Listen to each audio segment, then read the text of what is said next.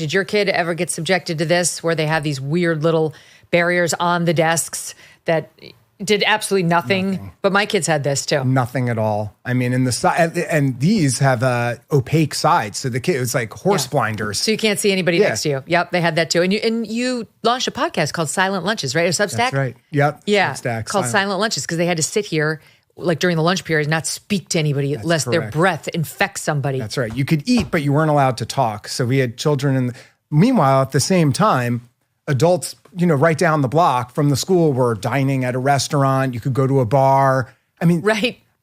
Alcohol kills the virus. Right. I mean, yeah, but yet children weren't allowed to speak during lunch. In New York City, some of the schools, the kids were sitting in the winter on the concrete outside. Yeah. I mean, this is a good sort of launch into discussing this. When we talk about it, you sort of kind of laugh looking back. This was so radical, so absurd. The idea that children, that's if they were in school, but millions of them were not even allowed, didn't set foot into a school building for over a year. Healthy kids, we barred healthy children from school, while at the same time, malls were open, bars, restaurants, casinos. Adults who were actually at higher risk than children, they could carry on. But kids were barred from school. I mean, kids in California, they weren't, except for the governor's children. They were in school, in private school. Of course. But everyone else, this is such a wild, wild circumstance that I don't think it's been fully reckoned with, how insane that is. And at the time, it seemed insane, but a lot of people went along with it. And the reason I wanted to write the book was, and this is years of research, was to try to create a historical record. And the book is not a cataloging of these are all the harms that happen to kids. I touch on that, of course, it's important.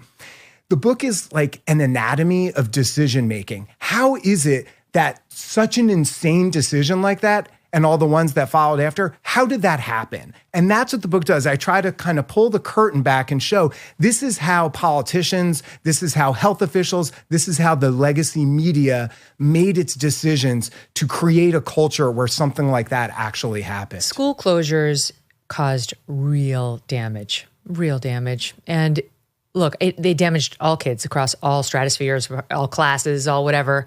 But the kids who are at the lowest end of the socioeconomic scale got hurt the most. Their parents didn't have private tutors. They weren't already at these toity, private schools where their learning level and the challenges and the opportunities were probably advanced to begin with. So some loss would only bring them down to average. They were already struggling just to hit average. And they haven't made it back. That's clear from everybody who's taken an honest look at it.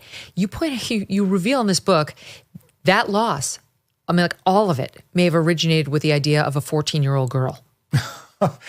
That's right. So I go back and show the CDC created these guidebooks or playbooks for how to handle a pandemic. And there were a series of them, but two of them in particular were very, very important. One of them came out in 2007, and then there was a revision in 2017. These books were mentioned by officials from the CDC at the beginning of the pandemic. So there's no ambiguity that these were very important and influential. These are the guidebook on here's what you do when a pandemic comes. And one of the astonishing things about these books is they were built on these models. And people hear the word model and they might not know what that means. A study is something that actually happened. A model is a prediction. It's, you see a graph where the lines are going to do this over time. It's based on various inputs. The researchers get to decide whatever inputs they want go in. So you plug the things in, and then out comes your model saying whatever it is you want it to say. If you don't like what it says, well, you'll just change the inputs until they show what you want it to show.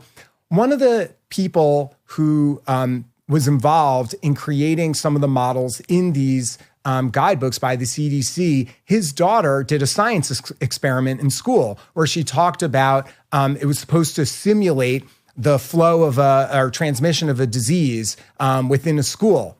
And all this stuff was made up.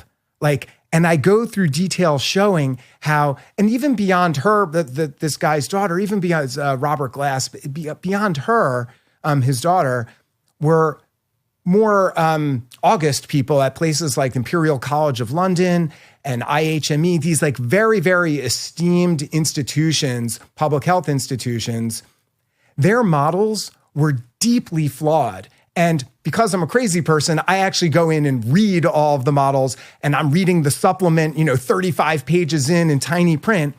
And one of the things I found was they had this figure, something like 35% of transmission, they thought, or something to that effect, was coming from schools. And I'm like, well, where did this number come from? So I look through, there's a citation. I'm like, oh, that's interesting. Then that citation goes to another citation. You go 8 layers deep, and there in the supplement, it says, this number was chosen arbitrarily. Oh my gosh. So people need to understand. Remember at the beginning of the pandemic, Megyn, they had the flatten the curve meme. Yep. They show, if everyone just follows our orders, then it'll go down. And then you don't have to worry about the hospitals being overwhelmed. And they had all these models saying 2 million people will die within the next X number of months if you don't do exactly what we're told. And they show you the graph. So a regular person, oh my God, look what happens with the cases if we don't listen. But if we follow directions, then this will happen. And part of those directions was closing schools. In part, this was based on made-up figures. Well, Deborah Birx kind of admits that, doesn't she, in her book? One thing she does admit, she sort of touches on that. One thing she does admit is that the 15 days, she never had an intention of stopping there. She purposefully didn't tell the president or the American people. And she admits this candidly. That was to get us on the hook. Yeah. Let me just reel them in once they're already locked into it. It's like the frog in the pot. They're not going to, we'll just go on. So that 15 days, people may forget, 15 days. To slow the spread. 15 days to slow the spread. Then they added another 30 days on right at the end. And it was same with the gatherings. Yes. We can touch on this. But a huge part of my book is about the media. It's really a work of media criticism.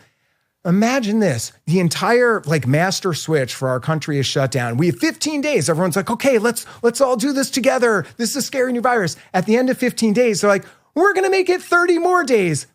Where was any of the questioning from the media? Mm-hmm. It was crickets. They just were, let's keep going. Precious few. There were some, but yes, it was very few. Not in mainstream. No. And that's a large part of my book, was this sort of conjunction between the media and the health establishment, and how the media, which normally supposed to be skeptical, and normally, particularly when you think of the liberal media, of which I used to count myself a part of, where their entire thing here was throughout time, what's the media? What's a journalist's job? It's to be skeptical of those in power. The government, the Defense Department, the church, all these large institutions, big businesses. Yet that evaporated in the pandemic. So you had this circumstance where you had these bogus models that we were told, if you do these things, it's going to affect cases in such and such manner. And everyone's like, oh, well, that looks official. It's from these fancy colleges. Deborah Birx, she's wearing a nice silk scarf. She looks like she's smart. I'll listen to her. She looks so school-marmy. Yes. Yeah, Fauci is telling us this. We'll listen to them. But no one bothered to really investigate what was the underlying information? What was the underlying data that fed into these various models? That's how you became a star. That's really because you started publishing articles after having done that. And those of us who just knew instinctively that this is not right, started paying attention. And then, if you find a real data hound, it's a gift. A couple of things I wanted to follow up on what you just said. Why wasn't the media more skeptical of these claims? So I spend a lot of time on this and in the book. And what I believe that I show persuasively is that, unfortunately, this all comes down to tribalism, that political tribalism. We had and I shouldn't use past tense, we have such an acrimonious political environment in our country. And the fact of the matter is, most of the legacy or, prestige media outlets are left-leaning. Almost everyone there. Most of the people within public health also share that political persuasion.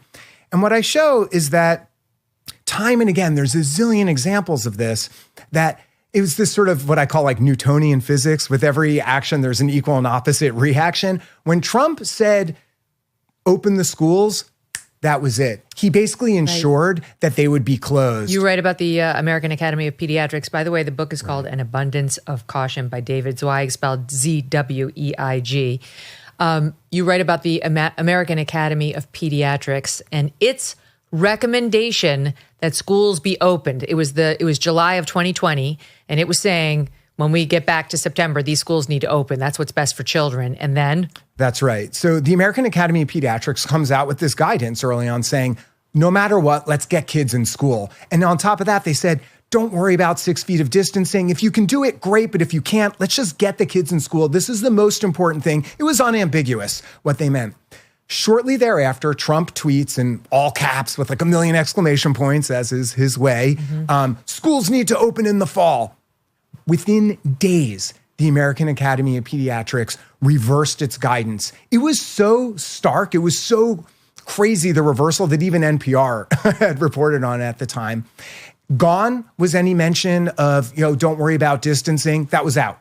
Gone was the idea of no matter what, get kids in school. That was out. Instead, the new statement was listen to the experts. Oh, God. And on top of that, something that was missing in the earlier guidance, we need money and lots of it if you want to open these schools. And here's the last thing that's interesting about the revised statement. It's not what's in the statement, but it's who authored the statement. And it wasn't the American Academy of Pediatrics by itself. It was co-authored with the 2 largest teachers unions in the country. You've heard about tariffs recently, plus inflation, supply chain disruptions. It's a lot, but there is a silver lining that most people missed. President Trump specifically exempted gold and silver bullion from the tariff talk. The administration preserved the ability to diversify into precious metals. If you are concerned about your savings, consider a free consultation with a Birch Gold precious metals specialist. The first step is to text MK to 989898 and receive your free no-obligation info kit on gold. Learn how to hold gold and silver in a tax-sheltered account. Birch Gold will help you convert an existing IRA or 401k into a gold IRA for no money out of pocket. With an A+ rating from the Better Business Bureau and thousands of thankful customers, consider texting MK to 989898. Again, text MK to 989898 to claim your free info kit right now. Thanks so much for watching. If you like what you just saw, hit the subscribe button for more clips and full episodes.